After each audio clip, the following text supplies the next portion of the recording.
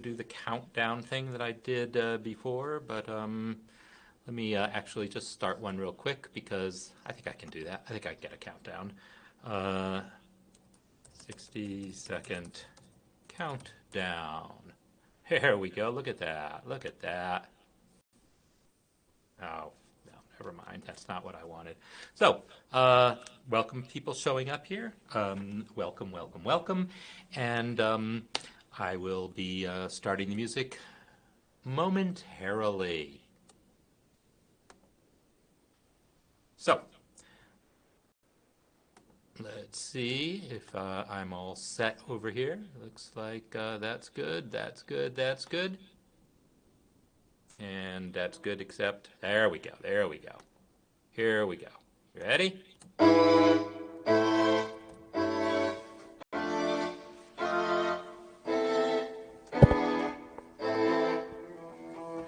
Hey everyone, it's Marc Sabatella here from Mastering MuseScore, and welcome to the Music Masterclass. So I'm still kind of getting used to our new setup here and how I've got everything going, but I think I should be good. So be sure to be letting me know in the chat about where you're coming in from, and if in fact you're hearing me and seeing me, that would all be good to know. But I do have my phone my phone logged into the chat, so I am able to see some comments. All right, so what we're going to be doing is kind of continuing the discussion about harmony, and I'm just going to be talking about harmony and chord progressions, for the next few weeks because, I just did the workshop, and did the workshop last week, and if you didn't already find that, by all means go check it out. I've got the link there in the community. You should be able to find it there. If someone else wants to go grab the link and post it here in the chat, feel free, but it's definitely there in the community. If you go to the announcements space, you'll find it there. So what I want to talk about today, I want to give people something specific to work on. All right, so what we're going to do is kind of do that a little bit, and one of the things that I want to do is I'm going to talk a little bit more about the song that I used as my example in the workshop, right? That Ukrainian folk song, allegedly Ukrainian folk song. We can't really, so far, no independent verification that this really is a song of Ukrainian origin, but it's believable to me. So I'm going to play you my harmonization. Well, first I'll play the original harmonization with something like.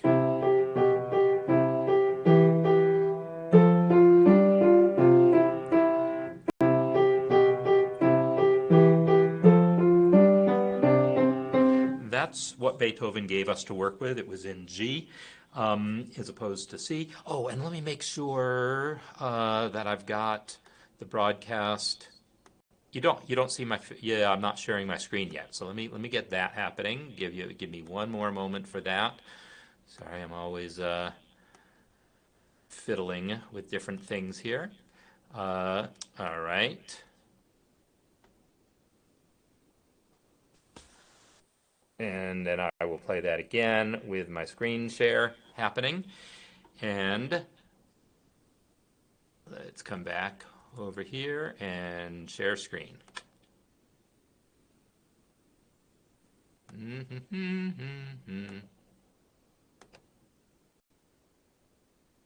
There you go. Now you're seeing my screen. All right.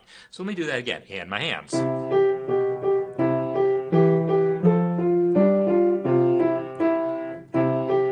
No.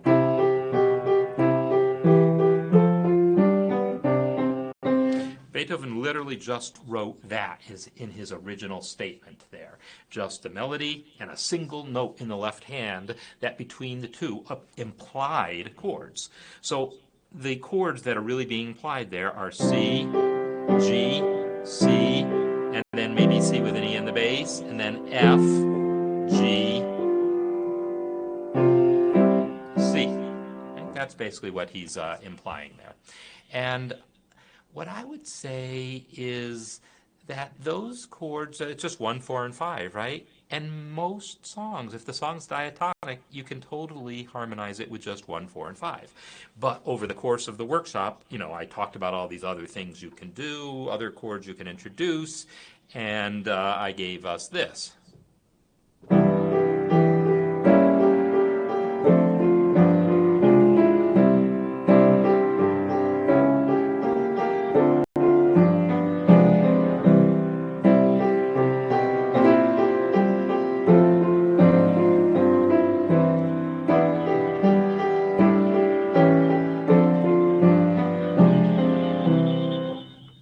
So my phone over here is, unfortunately, I cannot get the sound to turn completely off, and so that's quite annoying to me.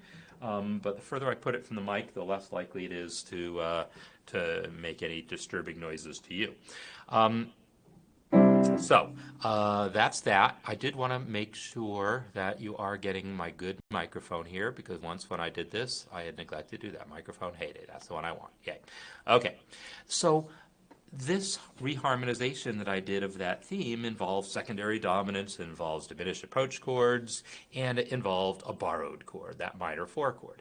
And then there's also a second theme, which again was originally just 1, 4, and 5, but I reharmonized it as follows. Actually, I'm going to take it down the octave again.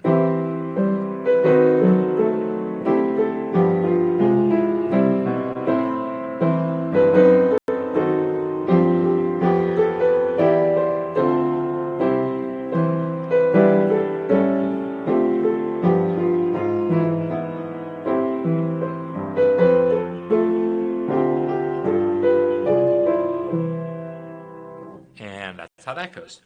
So, yeah, this is actually quite distracting to me, the fact that I cannot turn the sound off on my phone. So, actually, that works.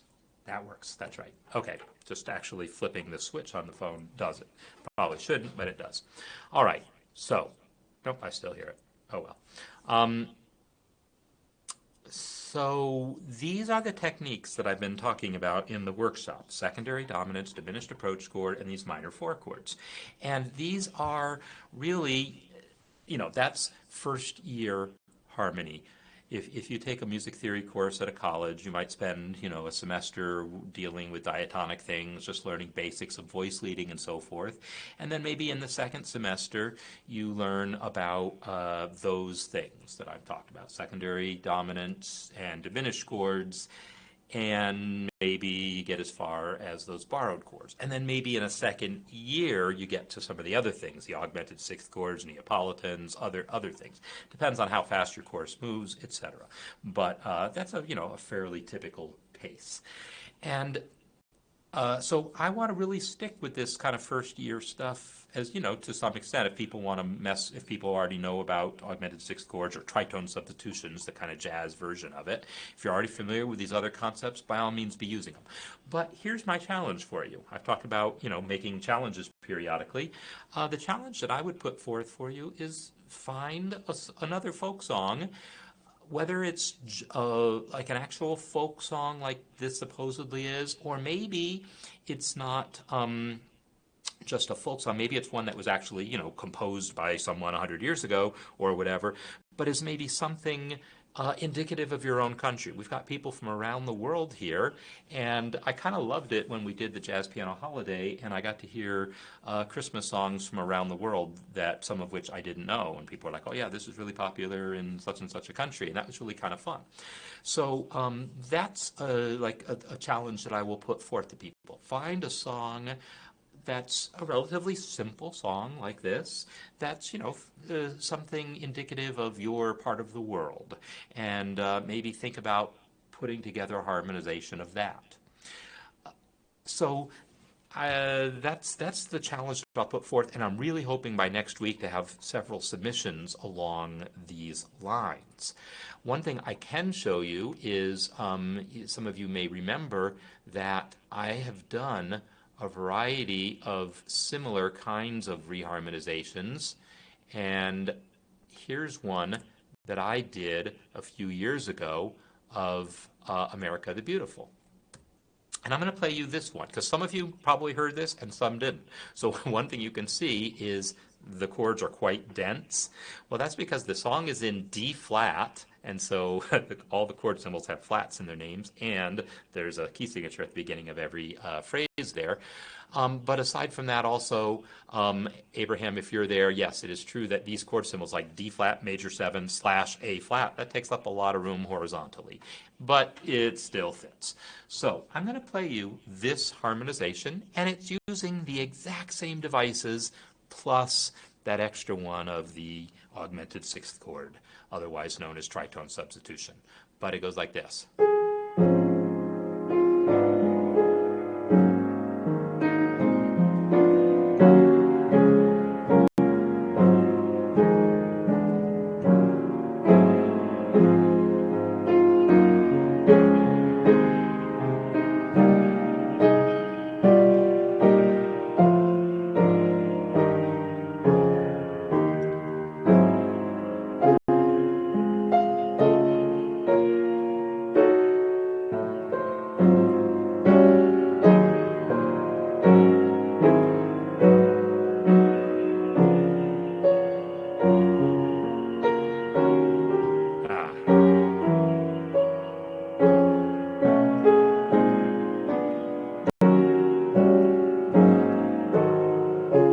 And then I did another verse.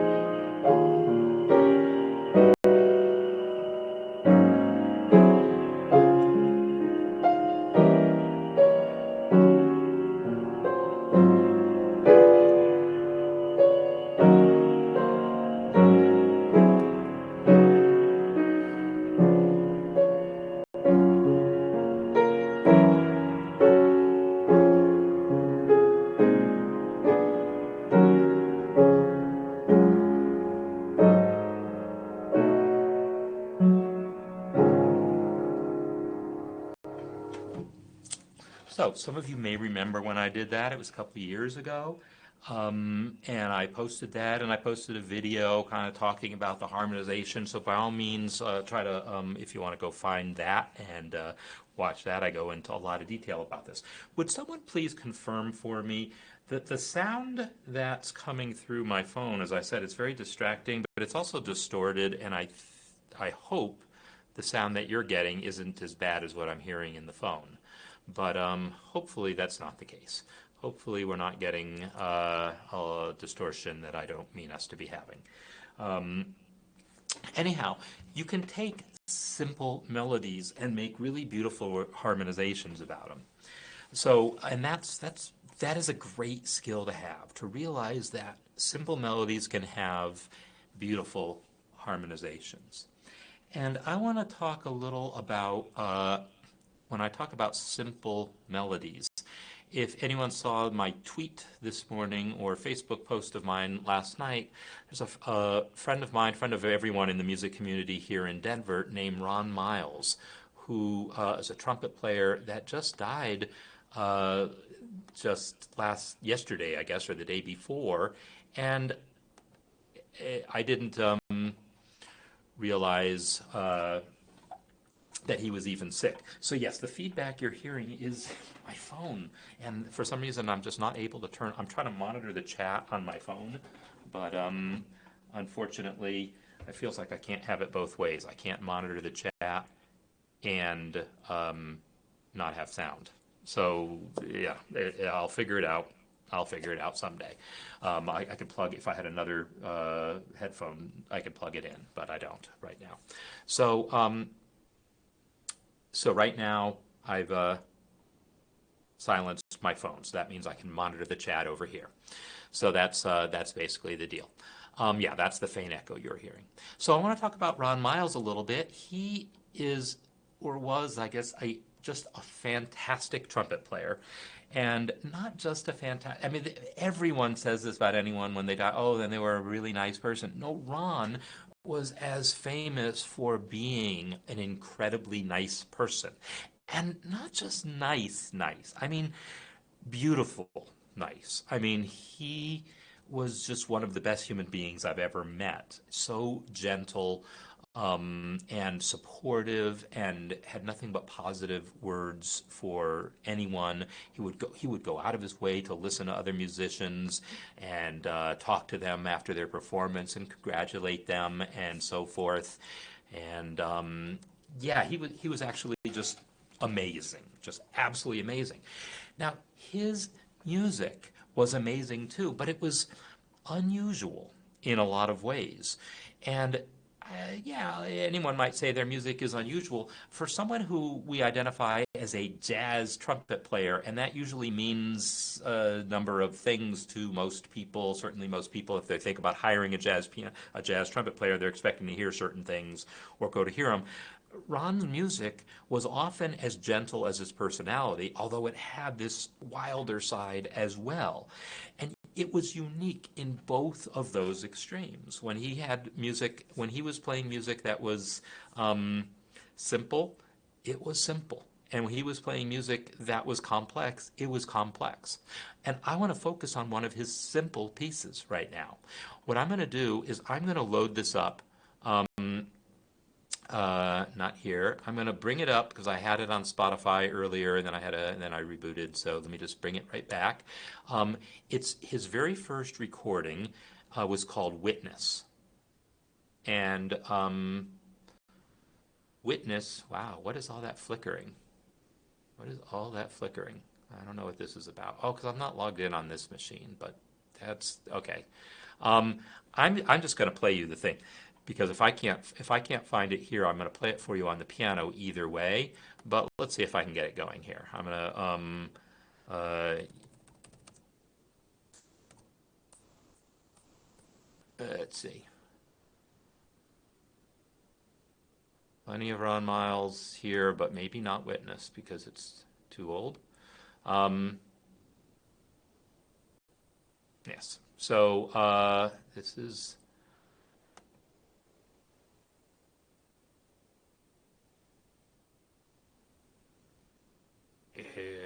We're coming there. This is the right album.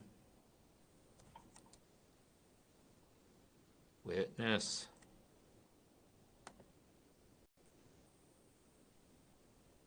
Here we go. I have to hear an ad first.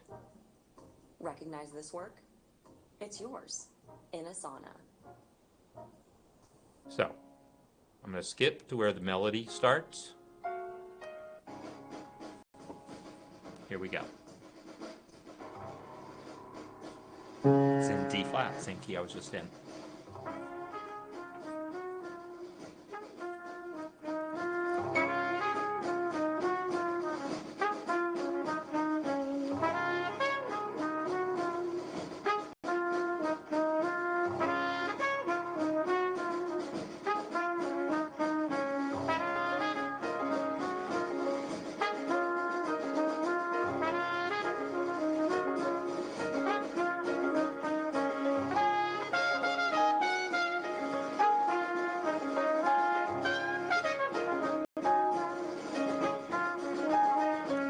And that's basically the melody.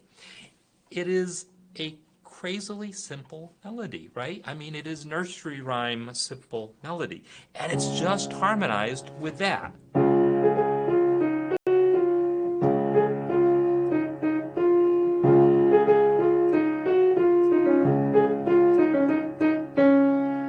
Yeah, and that's basically all there is.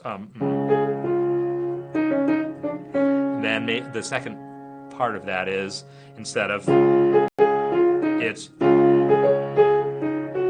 just walks up the triad.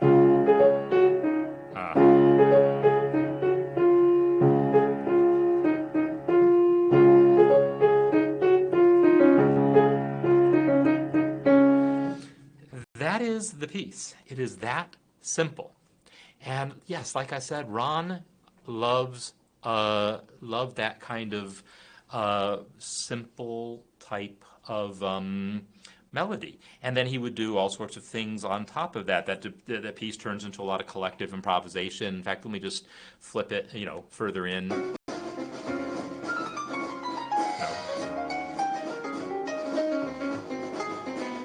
They make up more chords now, more improvisation. Just jumping around.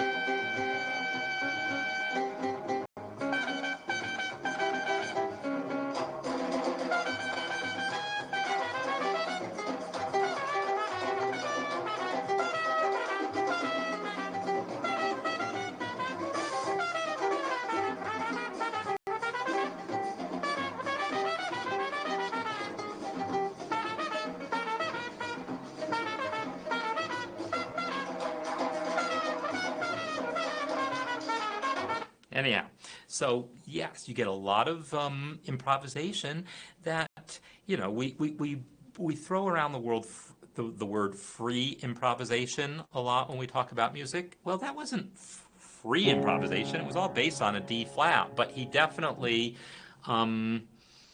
pushes the boundaries in his melody making, throwing all sorts of a ton of chromaticism and other stuff on top of that D flat chord. So that's kind of a hallmark of Ron's music, that the underlying melody, the underlying chords that he's working on are simple. And he loved working on simple folk-like songs like that, actually pop songs. He loved, one of the first things I remember hearing him play with one of his student groups, actually, or was it just his student group? Maybe he wasn't playing, just directing. I can't remember. But he loved the song, I woke up in love this morning. I woke up in love this morning. Went to bed with you on my mind. It was Partridge Family, right? That was that was the kind of stuff that he really liked. He liked a lot of pop songs that a lot of people would go, why are you making a jazz thing out of that? And Ron just loved doing that, and he loved these really simple melodies. So what I want to do is I'm going to take that melody and see what I can do. So it's called Witness. And I think I'll just put it on. I'll make it a grand staff just in case I decide I want both clefs later. And I'm going to add the key signature of D flat, because by gosh, that's the key it was in.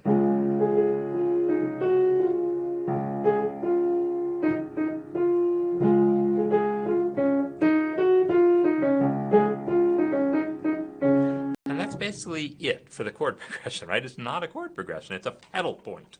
That's another harmonic technique, the idea that you can lay all sorts of stuff on top of a constant bass note and it might, have a chance of sounding good. Pedal point is definitely a thing. So, I'm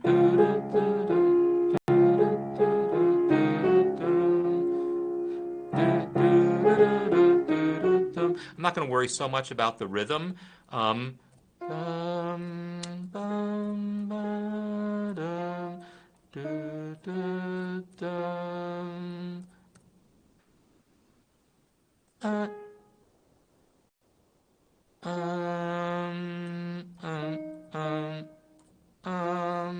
And then again,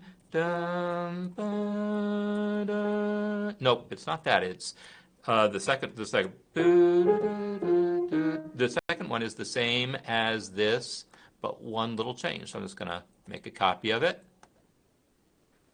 and make these systems unto themselves. 5,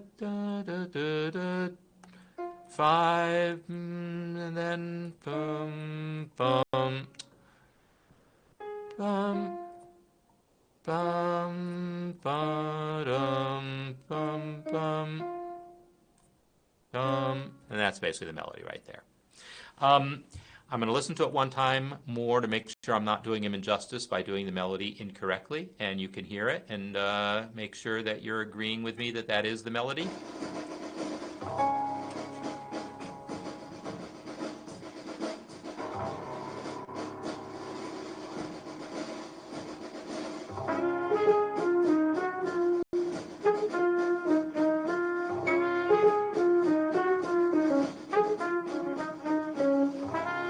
That's basically it. The second one again has a whole arpeggio in that first measure there. Instead of just these two measures in those two notes, it's just that is the only thing different. So I'm going to just look at these 8 bars here and think about harmonizing them. Think about harmonizing them differently than just that pedal point, but using some of these techniques here. This is what I'm going to do. I'm going to give you a demonstration of this today. That's my my thing. So I'm just going to keep flipping over every once in a while to check the chat here and make sure things are cool. And by the way, Ethan, for the record, I do have a microphone because that's how you can hear me. That's how you can hear the piano, and that's why when my phone is on, you're picking that up. But when I have my phone off, no, the computer, actually my computer's coming through a speaker and being picked up by the microphone. That turns out to be easier than any other way of doing this. So I'm going to think about the techniques that I talked about in the workshop and apply them to this, right? So I want to think about harmonizing this with 1, 4, and 5, and then think about, elaborating on that. So this all we know works over just the 1 chord. We know that already. So I'm already, just by putting in 4s and 5s, I'm already pushing where Ron was with it. I feel like this dun, dun, dun, dun, when all is said and done, is going to be 5 to 1. I feel like that's the case. I feel like this ends with a 5 to 1. And then the next phrase will probably start with a 1 also. Now, the alternative, let's think about this. What are your alternatives? Well, your main alternative is that phrase might have ended with a 5, a half cadence, and then leading into this. So let me try that. That's actually not bad either.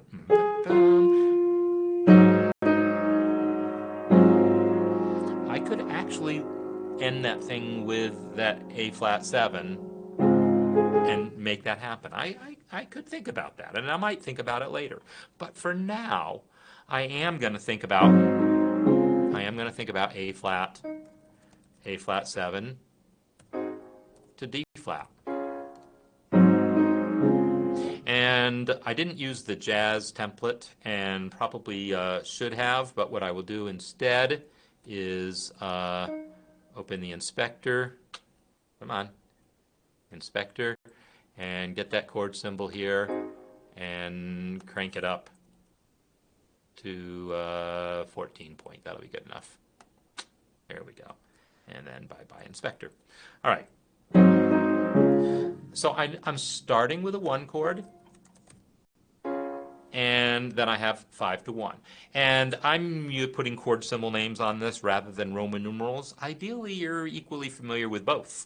But I'm liking the chord symbol thing because, well, A, I think that way, and B, that way we can take advantage of the playback. So that's a thing. So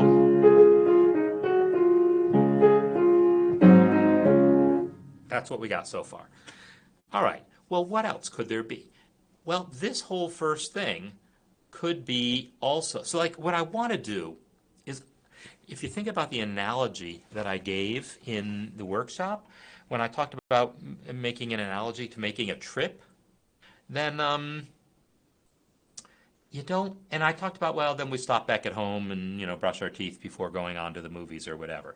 Yeah, but maybe if you're doing this trip, you don't come home all the time. I don't know. That's my analogy. Once you leave the house, you want to stay gone for a while, but then maybe only come back at night. Maybe you come back more often than that. But that's I'm pushing my analogy to make the point that I don't want to come back to D flat every measure. I'm going to, even in just having 1s and 4s and 5s, I'm going to try to limit how much 1 I use. The original was pretty much all 1. Even this was just over that pedal point of just the 1, right? You could say that it was maybe implying a 2 chord, an E flat minor, and then A flat 7, and then D flat. Maybe this is implying 2, 5, 1, but it's a 2, 5, 1 just sitting on top of a 1 pedal. So yeah, it's not much of a 2, 5, 1, but it could be, right?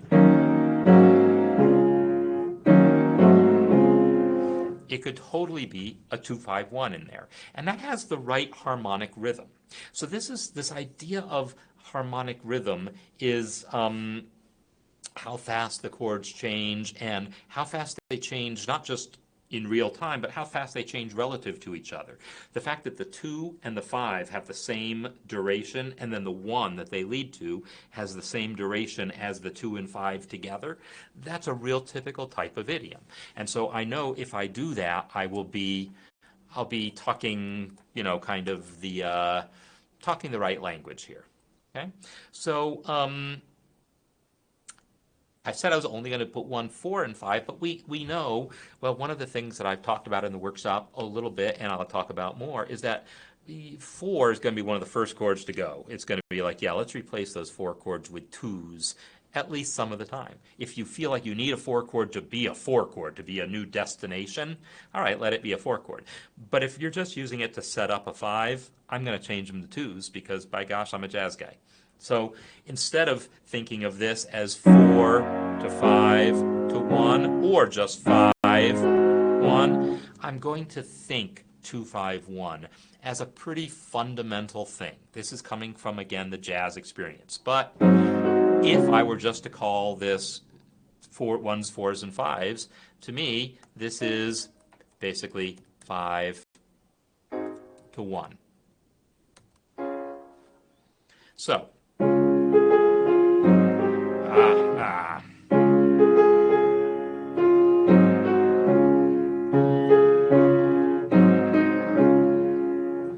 right? Just 1, 4, and 5. I mean, just 1 and 5 because we actually didn't need the 4.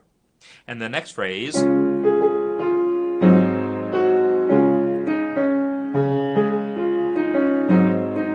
the exact same chord progression, right? So I'm just going to go ahead and copy it. And if you haven't seen this, click, then shift click, and then copy, and then come find your destination and paste. And I got the same chords. So now MuseScore will be more than happy to play this back the way I did, except boringer. And that's too slow. Let me just make a guess at a tempo that it's somewhere around 100. No, not 100. It's way faster than that.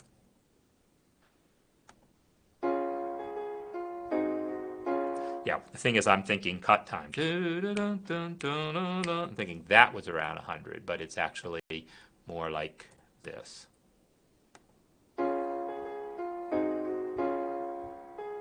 So it's really 90 for the half note.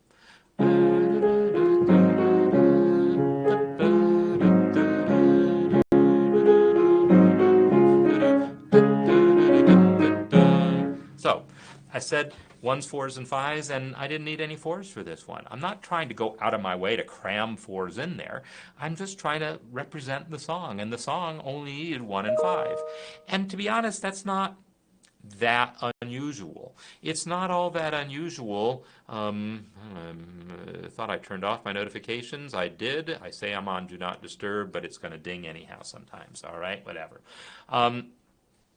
So I'm not going to force a 4 to be in there if the melody needed the 4. And let's talk about that, actually. The note that so of the 4 chord here, 1, 2, 3, 4 would be a G flat chord, G flat, B flat, and D flat.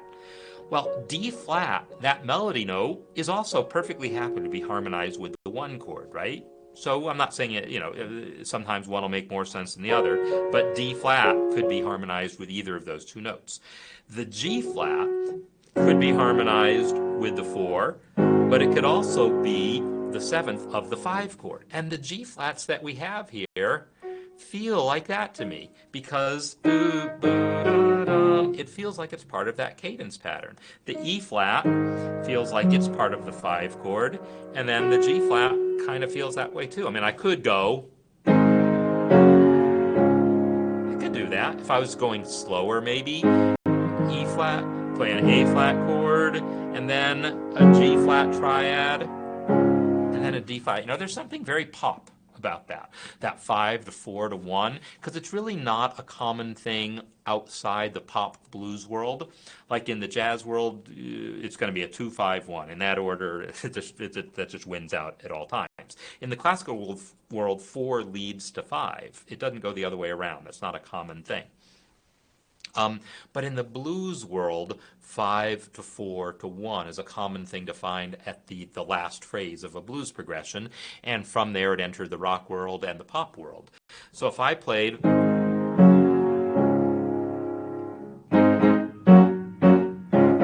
I can make it feel like a pop song or a rock pop song, whatever. I'm not going that way. But I just wanted to point out that G flat, yeah, could have had a 4 chord, but it's also perfectly happy just being the 7th of my A flat chord. And if you're not comfortable with the key of D flat, I apologize, but then again, I don't. Work on it. It's a skill. Know your keys. And yes, I've missed a couple notes along the way. But it's scale degree 4. Scale degree 4 can either be part of the 4 chord or be the 7th of the 5 chord. But it's the B flat. It's scale degree 6, La, to put it in solfege terms. Scale degree 6, that is the note that when you see that prominent in a melody, that's the one that probably is telling you you need a 4 chord. Because that 5 could go either way. That 5 is happy to have, scale degree 4 is happy to have a 5 chord underneath it. Scale degree 1 is happy to have a 1 chord underneath it. So you don't need a 4 chord to harmonize scale degree 4, and you don't need the 4 chord to harmonize scale degree 1. I'm not saying it couldn't be used, but you don't need it. The time when you need the 4 chord is to harmonize scale degree 6. And that note isn't present in here. This melody is nothing but D flat, E flat, F, G flat, and A flat, and that's it. Scale degrees 1 through 5. There's no 6, there's no 7. So the fact that there's no 7 is a nice thing from my perspective, because it does mean that this 5 chord, if that 5 chord had had the leading tone in it, if it had had a C in the melody, then it would limit me a little bit in terms of what I can do harmonically with it. But by not having the C in there, what I have learned is that this is the key to that minor 4 chord being an option. So I said we don't need a 4 chord for that thing, but if I want to do some fun things with this, like make this be an alternate way home, not coming home by 5 to 1, but making it come home by minor 4 to 1. Yeah, right? In that case, that 6th in the melody is totally appropriate to that sound. That minor 4 chord with a 6th in it, which is actually an inversion of the half diminished 2 chord, minor 7 flat 5. But in this context, since it's going directly to, if I was going to play an actual 5 chord after it, then I would call this E flat minor 7 flat 5, or E flat half diminished, so that I could see the 2, 5, 1. But if I'm going to go directly to 1, I'm more likely to call it a minor 4 chord, because minor 4 to 1 is more of a thing than 2 to 1 is. So I know I can do that. Now, am I going to do it all the time? No. But look I got 4 of these to play with. I got 4 of them to play with. And so I'm going to do that one of them. I don't know which one yet, but I already know it's on the table, and I'm really happy about that. And I'm continuing to come back to the chat, just so if people want to be asking questions, I will flip back every once in a while and see what's happening here. Or if you want to make comments or suggestions, I might not see quite as quickly because, yeah, I had to turn off my phone to not get that echo. So far, so good. I definitely want to take one of those A flats, though, and turn it into a 2-5, right? So I would normally work this out at the piano. 2, 5, 1. I like to start with the simpler, like when I see a progression like this that's essentially the same kind of thing 4 times in a row, I'm going to have 4 different variations of this progression, and I don't give you the most complicated one for the first phrase. The most complicated one will typically be the third phrase. Now, you might have thought I was going to say the last phrase, but no, the last phrase, I very usually want to have that 2-5-1. I want the solidity of the 2-5-1 for the last phrase. It's not always that way, but very typically, it's the third phrase where the complexity is. Now, in the workshop, I talked about I got rhythm. Let's see.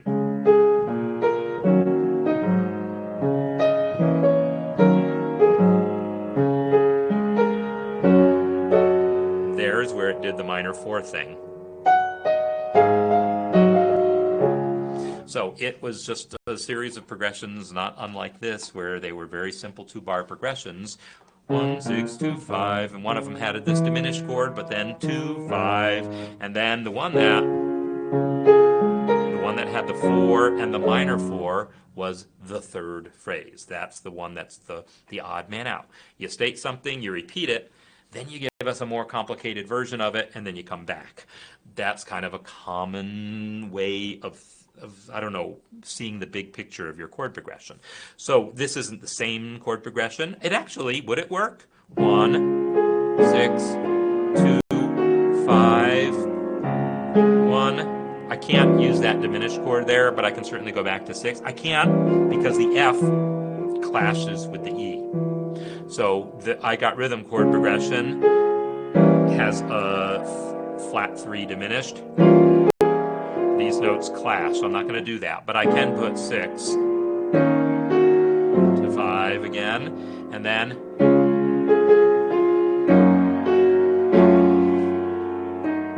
I could do that. I could have this minor 4 chord with a major 7th of the melody. That's okay. I could totally do that. And then so I could totally make this be the I got rhythm chord progression. 1, 6, 2, 5, 1, 6, 2, 5, and then again 1, 6, 2, 5. Now the 6th chord I'm playing as a dominant 7th because I can. Gershwin didn't actually write it that way. He wrote it as a minor 6th chord. But in a jazz setting, that's a secondary dominant. So now I'm talking about that other thing from the workshop, right? If I'm going to make this here be an E flat minor 7, and I'm going to use the not jazz spelling here because it's maybe more familiar to other people. I'm just randomly deciding I don't want to come home in beat 3 there. I'm going to wait till the next measure to come back to my D flat.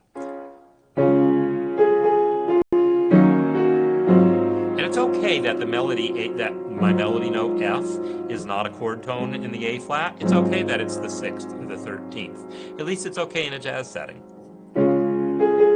2,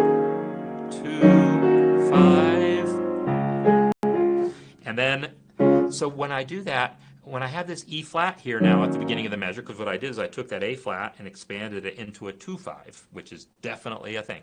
Definitely a thing. And I mentioned that in the workshop specifically. I want to give this E flat now its own personal dominant. So I asked myself, what's the 5 chord in the key of E flat? And the answer is, it's B flat 7. So I can go in here and make this be a B flat 7. Oh, I typed a double flat. Look at that. I wondered why it sounded so funny.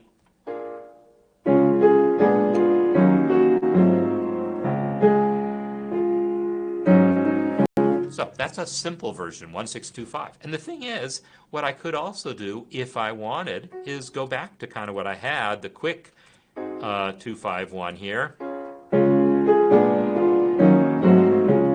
I could totally do that. But when I said that I wanted to keep it simpler for the first phrase, I don't like that quick chord change there. I might use it somewhere else, but I'm actually not liking it there. And so I kind of do like, even though originally I was thinking this F was a return to 1, I'm about to return to 1. I don't want to have too much 1, so I'm going to be okay with this. I'm going to be okay with that. And then I'm going to play with all these other ones. So there you go. I've just given you a 2-5 and a secondary dominant so far. Joanne, you're asking what makes it someone's original song. Well, that's a good question. I can tell you Well, first of all, it depends on the composer. And like Ron, as a person coming from a jazz background, I mean, I've seen his music, I've seen what he actually writes. And I've never actually seen, like some musicians just never really adopted notation software and they do handwritten scores. As far as I know, Ron never really dabbled in notation software. He was, I think, a bit more of a handwritten score kind of guy. As I recall, big paper, horizontal, laid out horizontal, like it was orchestral score paper, and he would write out melodies on. That's what I remember of the tunes of his that I've actually seen written out. Um, but he did a typical jazz thing of this, basically, a melody and a chord progression. And so I'm glad you brought that up because that is what Ron wrote. Not this. He just wrote, right? He just wrote D flat, chord symbol D flat, and then that melody. I haven't seen the sheet music to this one in particular, but I have to imagine that's the case. But I want to go back and play you the beginning of this because the pianist on this is a guy named Art Landy, who is another one of our local hero musicians here. Art Landy is an incredible pianist, also a very unusual musical kind of thing. Ron has this super simple thing he does, and then also this fairly complex thing. Art's got his own version of that. Going on where sometimes he likes playing music that's pretty simple too, but he usually has crazier twists in Art Landy's music. So I want to play you the introduction to this piece, the first minute, because the introduction to this piece, Art does his own harmonization of this. And you can hear him doing some of the same kinds of things that I'm doing, but you'll hear Art throwing in his own language, which is more modern, more polychord focused, more dissonant, and yet in some ways, not pushing it that much further. Let's listen to this.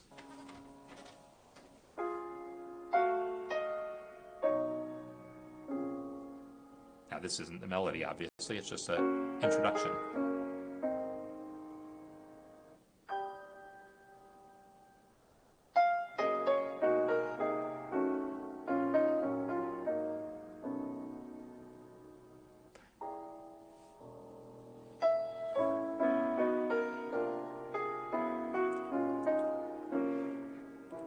Now, I believe Art is freely improvising this.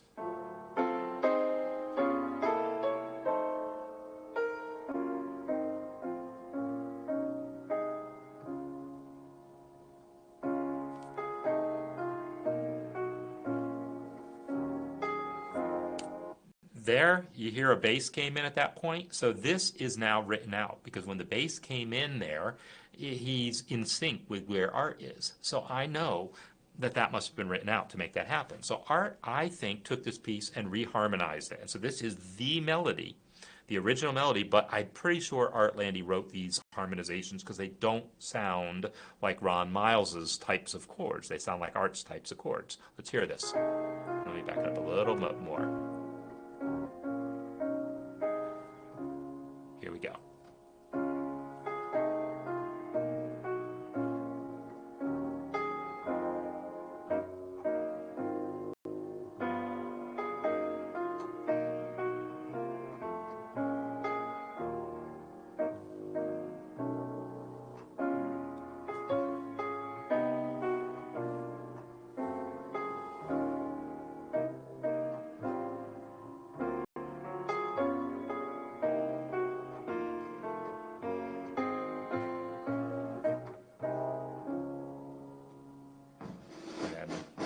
Then the real tune starts.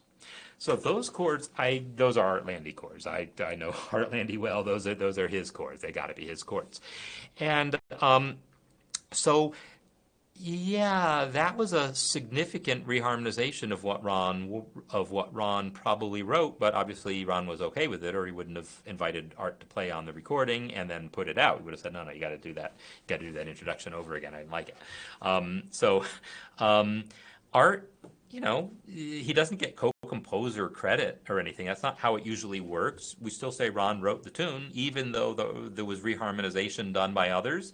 But often we sort of that, like I'm playing Bill Evans' chord changes to such and such a song, as opposed to the original one. ones, because all jazz musicians will make up these little variations as we go, but little variations, not whole scale reharmonizations like what Art did there. When someone does that, it's more noteworthy, and we usually have to write it out to make sure that other people can keep up with us, like to make sure the bass player stayed with him. And then, yeah, maybe someone else later on says, yeah, I like that version of that well-known song, but I like so-and-so's version of it, Bill Evans's version of that song, and I want to learn his chords to it. So we still say we're doing the original person's chords, but we're doing Bill Evans's chords. And this came up recently also because the composer Jerome Kern, who wrote a lot of like movie theme music and pop song type music, he wrote All the Things You Are.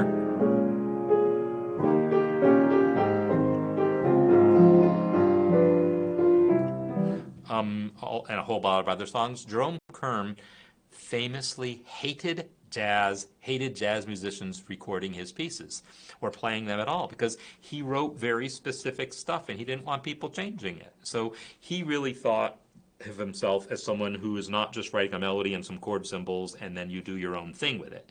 He really wrote, when he wrote an orchestration for a movie score, that's what he wanted. If he wrote out piano sheet music or hired someone to write piano sheet music for him, or however he did it, or the publisher did it, that he okayed that, but he didn't like people taking other liberties. So anyhow, those are some observations about this. Now, Dave, if you're here watching, listening, some of those sounds that we heard Art playing were actually polychords. So they're those things that you were doing of taking all these different chords and combining them on top of a triad. We heard some of those polychords, some of those kinds of sounds in Art's harmonization. I keep not going back far enough.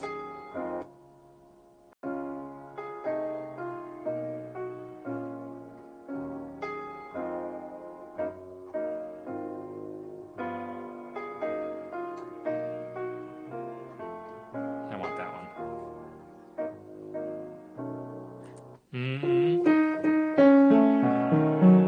That's a a B7 chord. That's the flat 7 chord as a dominant 7th chord. It's one of these borrowed chords. All of those. Do-da, do-da-da. I don't know exactly what that chord was, but it was one of these, something like this, 2 different chords superimposed on top of each other. I'd have to spend some time listening to that and think it through. I'm not going to try to do that in front of you because I'll get uptight and nervous about it. I would want to take my time and work out what were those triads. But yeah, those were polychords. Those were combinations of triads that conflict. Right? G flat has a D flat, B flat major has a D. These are chords that don't come from the same key. Not that that's what Art played, but I recognize those sounds of those polychords as the sounds you get. Those sounds were sounds you get if you combine unrelated triads, ones that don't come from the same scale.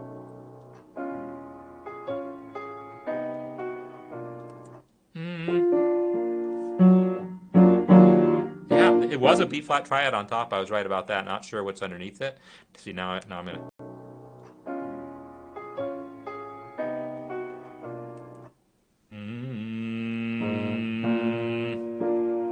Yeah, there's more to it than I'd have to keep working it out.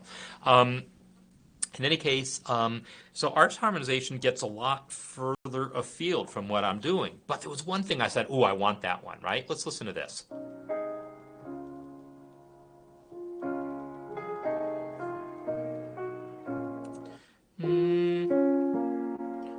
He's on a 6 chord here.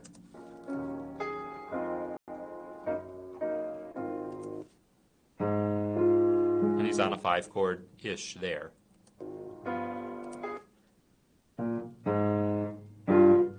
Then he's gone, he's got a different thing. He's got a G natural in the bass line there.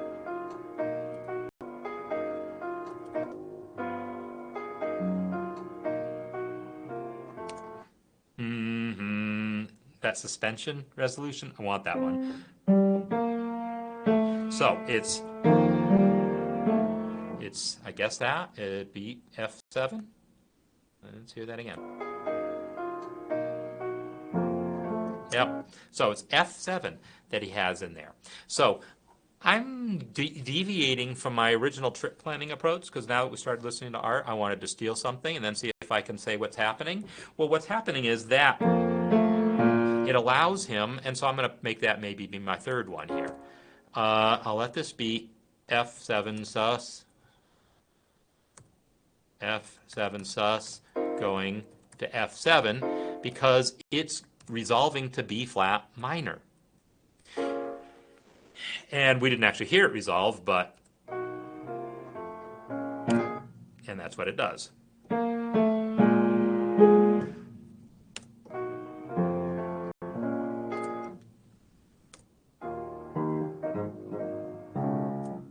So, B flat, and then he goes to E flat here. So this is all circle of fifths here, right?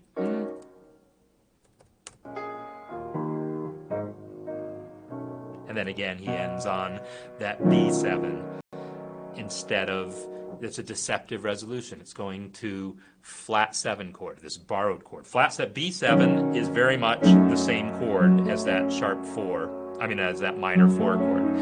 This, but with a B in the bass. This is it's technically a C flat, flat 7. That's a real common jazzism to replace that minor 4 with that flat 7 dominant. I'm not going there. I'm not stealing everything of Art's. I'm only stealing a little bit. But this thing that Art did here is exactly the sort of thing that I talked about in the workshop of taking some of your 1 chords and saying, hey, could that one be a 3 instead or a 6 instead?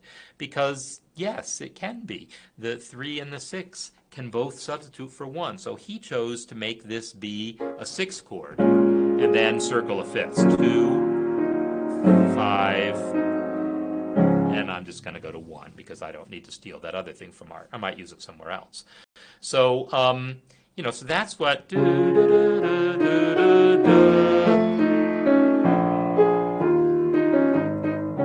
So I've got that F7 here, and now I no longer want that A flat 7. So part of what happens in this reharmonization process is once you've worked your way backwards, like I started with the F7 because I heard it and I'm like, oh, I like that sound and I know where it's going. But realistically, it really comes the other way around. You decide first that you're going to target the beginning of that measure, instead of with a D flat triad, the 1 chord, instead give it a 6 chord. And then you work back from there and say, well, what's the dominant in the key of B flat minor? It's F7. Now I'll ask myself, well, what's the 2 chord in that key? And I'll think about maybe, you know, what else would help me establish that B flat minor? And it could be a 2-5-1. 2, half diminished 2 to 5 to 1 in B flat minor. So that is like a solid choice. It's not the only choice, because if I introduce the concept of tritone substitutions and augmented 6th chords, I could have, which is lovely also. But yeah, some other time. For now, I'm going to let that be 2 to 5. I'll at least... I could make this have a G flat in the bass. Kind of depends on what I'm going to do earlier in the measure. So anyhow, I stole that little bit from Art. This little bit is mine. This is just rhythm changes. And now here, I guess I haven't used my minor 4 chord yet, so I'm going to use my minor 4 chord here. This will be G flat minor 6. G flat minor 6.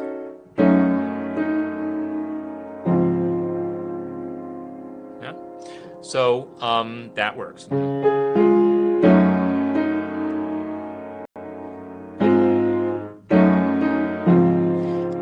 I have to think about, do I want that D flat at the end of the phrase and D flat at the start of the next phrase? I'm filling in holes, right? That's what I'm doing here, filling in holes.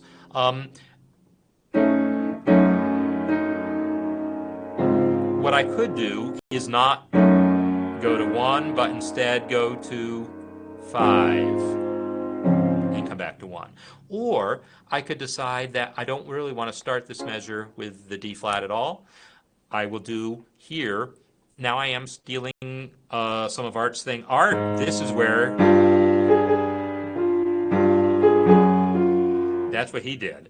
He put a G natural down there, and there's good theoretical reasons for that based on tritone substitution, etc. I'm not going to go there, but I am going to look for an alternative. All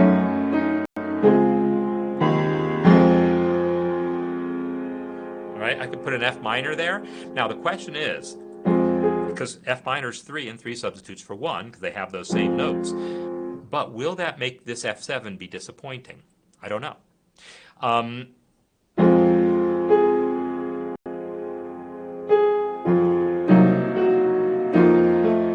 Kind of like having the F minor and coming back to it. But that's a question I'm asking myself anyhow. I'm asking myself, do I want the minor and then come back to the F, or does that make that F that I come back to feel anticlimactic somehow, less interesting somehow? I'm not sure, but right now it's not bothering me, so I'm going to go with it. Now, do I want another chord in the middle of that measure to get me there? Yeah, maybe I do.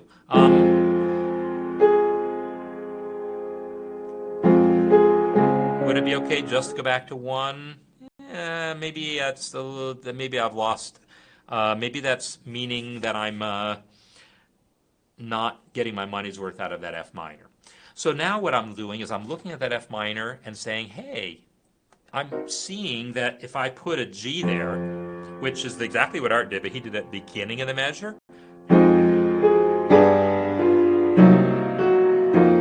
that gives me some circle of fifths, G to C to F to B flat, right? So a G would totally work. But maybe not as that half diminished chord, which is what we would have in the key. Instead, having it be a G7. So I could do that. G7 is the 5 chord in the key of C minor. So that's another form of tonicization. So I could totally do that. I normally don't tonicize half diminished chords, but you know, I'm doing this live in real time and just trying to put in things that I think maybe I will like. And I'm explicitly putting the flat 9 in the chord symbol only because it's in the melody. It's a habit I developed working on the Hal Leonard Real Book project.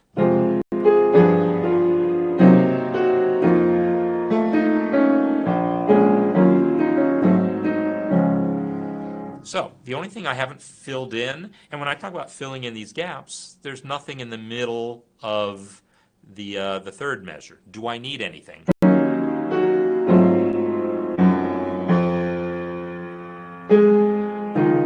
Yeah, so 1.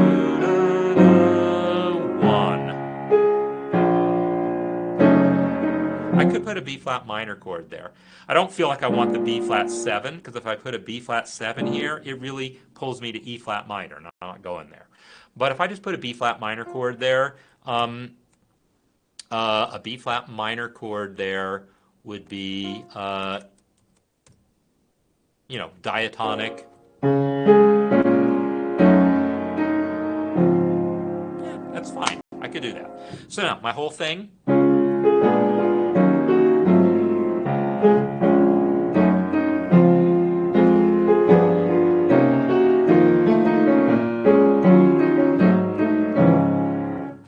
Fine. I would spend longer on this, I'm just trying things, and if it's even close, I just stuck it down on the paper so I'd have something to show for it. I would spend much longer on this, working out more alternatives and picking my favorites rather than just trying a few things and accepting anything that I found.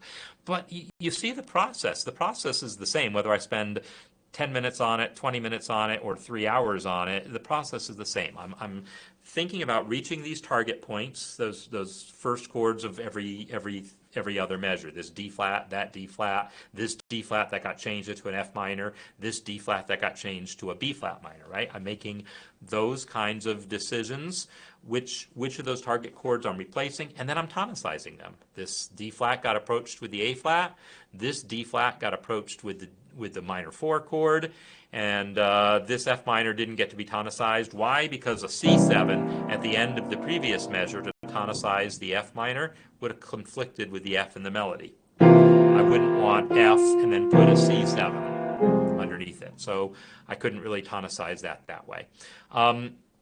But other than that, there's just circle of fifths, tonicizations, and this one that, I kind of worked outwards from. I kind of started from the F flat, from the F7, and worked my way both forwards and backwards. But normally I would start by thinking about the B flat minor. But every once in a while I do hear a chord in my head. I would hear this chord in my head and go, ooh, that somehow a sus chord is going to work there. I wonder what it is and where it's going, and actually work out the pair of them together. I have a feeling that's what Art actually did. So, anyhow, so another thing I saw Joanne saying is that the chords drive the melodies, and yeah, that can certainly be, and that's certainly what improvisation is all about. But what we're talking about here is reharmonizing a melody. And no, most musicians who write this stuff expect that people are going to adapt their music. It's not stealing at all. It's part of the collaborative process of jazz. And yes, Dave, this is going to be recorded. So anyhow. I don't know. Hopefully you found that somewhat useful. I went through live in real time. I really didn't work any of that out ahead of time. I wanted you to see my thought process and talk about this and do it. So my challenge again to you is take some song with that level of simplicity, whether it's a folk song, whether it's a song meaningful to your particular country or your particular group, part of the world or group that you belong to, whatever. A song like that has some certain meaning to you but has that type of simplicity, and write your own harmonization for it. You think about these techniques, and that's my challenge to you, and I hope to have several of those to be looking at next time. So with that said,